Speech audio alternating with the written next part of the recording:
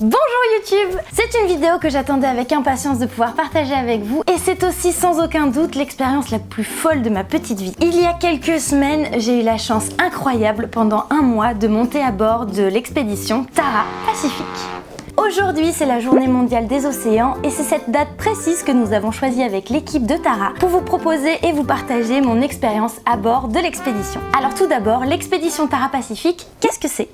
Tara, c'est un bateau qui fait de la science. Très exactement, c'est une goélette de 36 mètres qui sillonne l'océan Pacifique. En quelques chiffres, Tara c'est 2 ans d'expédition, 30 pays visités, 70 escales, 100 000 km parcourus, 35 000 échantillons, près de 100 scientifiques impliqués issus de 8 pays différents et 4 plaquettes de médicaments contre le mal de mer pour moi.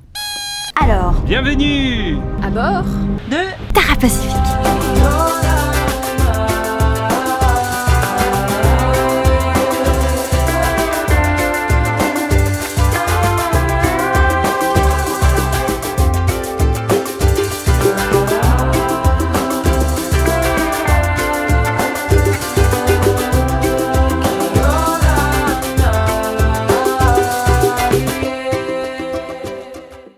J'ai rejoint tout l'équipage à Palau, très exactement à Koror qui est l'un des 16 États qui constituent l'île des Palau.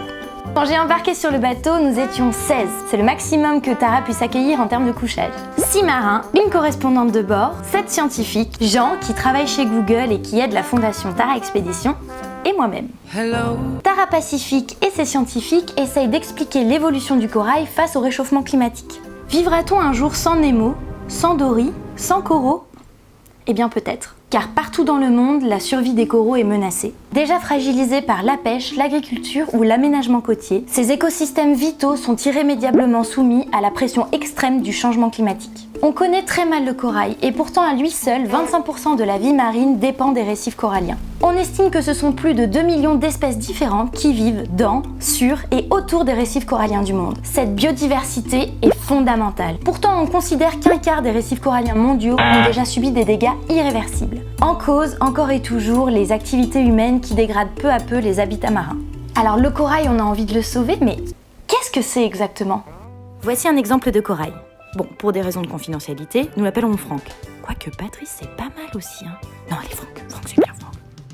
Les coraux comme Franck sont à la fois un animal, un végétal et un minéral. Ça fait beaucoup quand même, hein.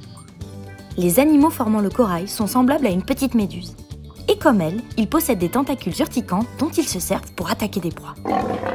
Mais la principale différence entre une méduse et un corail, c'est que celui-ci peut produire un squelette calcaire déposé couche après couche depuis des centaines d'années. Les coraux, c'est fou, car ils renferment dans leur structure des algues microscopiques qui récoltent de l'énergie solaire, produisant des sucres qui permettent de nourrir le corail. Et en échange, le corail fournit un habitat sûr et de la nourriture à ses hôtes. Ce sont ces algues qui donnent leur si belle couleur aux coraux. Sans elles, le corail devient transparent et apparaît blanc, car il révèle son squelette calcaire. Mais Franck a remarqué que son océan devenait progressivement plus chaud, plus sale et plus acide. Si la température reste trop élevée pendant trop longtemps, les coraux attrapent un coup de chaud et expulsent les algues dont ils dépendent pour se nourrir et blanchissent. Si la tendance ne s'inverse pas rapidement, Franck et tous ses camarades mourront littéralement de faim.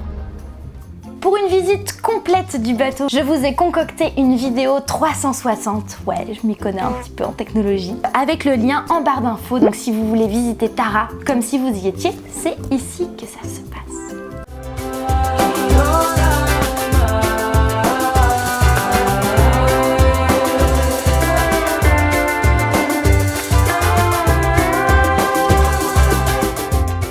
Cette vidéo et tu as envie d'en savoir plus sur l'expédition, eh bien rends-toi sur taraexpedition.org, tu pourras y lire toutes les informations mais aussi faire un don pour soutenir la recherche et aider à protéger nos océans.